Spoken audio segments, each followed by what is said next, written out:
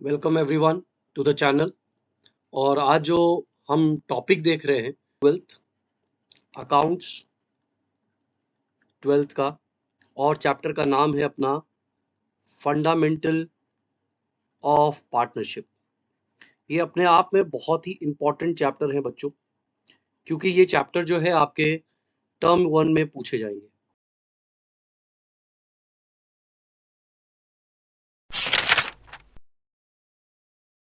यहाँ पे हम मीनिंग ऑफ पार्टनरशिप पढ़ने वाले हैं।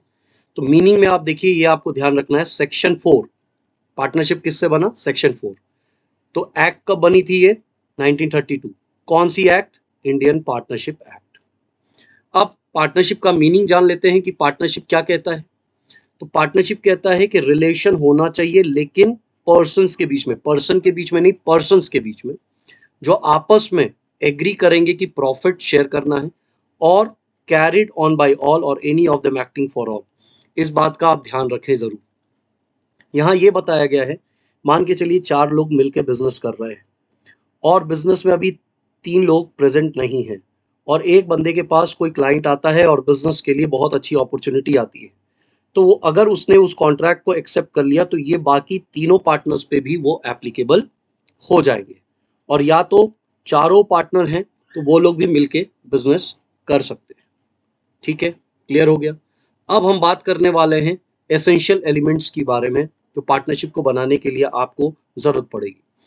पहली बात का आपको ध्यान रखना है कि 2 और मोर पर्सन्स होने जरूरी हैं। दूसरा, एग्रीमेंट होना जरूरी है। और बिजनेस कैसा हो, बिजनेस आपका लॉफुल बिजनेस होना चाहिए। कोई सा भी बिजनेस नहीं चलेगा, केवल लॉफुल बिजनेस होने चाहिए। प्रॉफिट शेयरिंग रेशियो आप लोग आपस में डिसाइड कर चुके हो। और जो सबसे इंपॉर्टेंट पॉइंट है वो है आपका म्यूचुअल एजेंसी, जो हमने अभी देखा, कैरिड ऑन बाय ऑल और any of them acting for all. इसके बिना आपका पार्टनरशिप नहीं कहलाएगा। अगर आपने सारे पॉइंट्स को देख लिए हैं, फॉलो किया है, बट ये पॉइंट्स आपने फॉलो नहीं किया, 5th पॉइंट, तो आपकी एग्रीमेंट या आपकी पार्टनरशिप नहीं बनेगी। ठीक, अब हम चलते हैं आगे। अब हम बात करने वाले हैं किसके बारे में,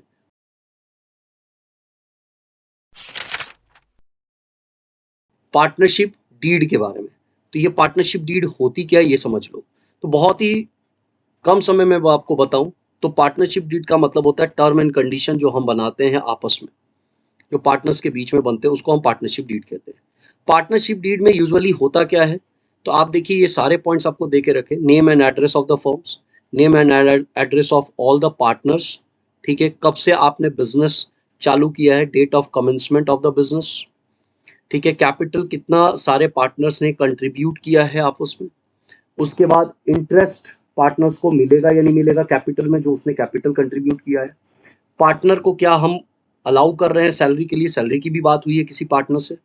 प्रॉफिट शेयरिंग रेशियो आपस में कैसी रहेगी, राइट्स एंड ड्यूटीज क्या है हर एक पार्टनर्स का, कैलकुलेट हम कैसे करेंगे, वैल्यूएशंस कैसे करेंगे हम गुडविल को, इन केस ऑफ एडमिशन हो जाए, रिटायरमेंट हो जाए या डेथ हो जाए।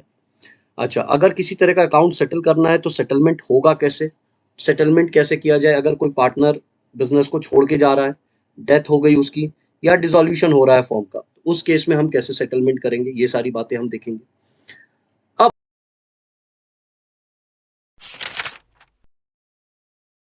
अगर पार्टनरशिप डीड ना हो, हमने आपसी सहमति से बिजनेस कर लिया, डीड बनाया ही नहीं हमने, आपस में बहुत भरोसा था एक दूसरे पे, तो फिर क्या होगा, इंटरेस्ट नहीं मिलेगा पार्टनर्स को, और ना ही उस पे ड्राइंग अगर उसने कर लिया है तो कोई चार्ज लगेगी उसके ऊपर। कोई भी पार्टनर सैलरी के लिए इंटाइटल नहीं होगा, ना ही किसी प्रकार का उसको कमीशन मिलने वाला है। ठीक है, हाँ, लेकिन अगर किसी पार्टनर ने लोन दिया था फॉर्म को, या पार्टनर ने किसी भी तरीके का लोन दिया हुआ है, तो अगर कुछ भी नहीं है तो उसको 6% पर एनम के हिसाब से इंटरेस्ट तो मिलेगा ही, अगर उसने लोन दिया। प्रॉफिट एंड लॉस की बात करें तो वो क्या होगा, इक्वली डिवाइड होंगे सारे पार्टनर्स के बीच में।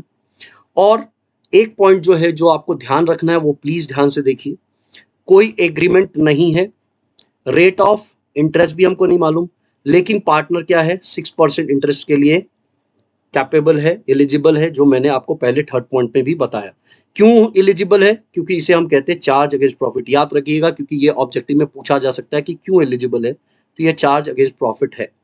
और इसे हम डेबिट करते हैं कहाँ पे, प्रॉफिट एंड लॉस में। ये पॉइंट जरूर याद रखें, बहुत ही हेल्पफुल होगा आपके लिए। अगर किसी पार्टनर ने रेंट पे किया है तो फिर क्या होगा, उसे भी हम क्या कहते हैं, चार्ज अगेंस्ट प्रॉफिट। मतलब जो प्रॉफिट हुआ है सबसे पहले प्रायोरिटी बेसिस पे आपको रेंट और इंटरेस्ट ऑन लोन पे करना होगा। उसके बाद ही आप किसी भी तरीके की जो अमाउंट है जो पार्टनर्स को देना है, पार्टनर से रिलेटेड है, वो कर सकते हैं। उसके अलावा आप नहीं कर सकते जब तक आपने ये प्रायोरिटी चार्ज अगेंस्ट प्रॉफिट नहीं पे किया। तो यहाँ पे मैं लिखता हूँ आपके लिए, चार्ज अगेंस्ट प्रॉफिट। दो चीजें आप ध्यान रखिए, एक तो रेंट और दूसरा आपका हो जाता है interest on loan. In case of अगर आप जब पीएल अप्रोप्रिएशन बनाते हैं तो ये ध्यान रखिएगा, और इन दोनों को हम चार्ज अगेंस्ट प्रॉफिट कहते हैं। मैनेजर की कमीशन या पार्टनर्स की कमीशन की बात करें तो वो कैलकुलेट किस पे होता है, corrected net profit of profit and loss account, net corrected.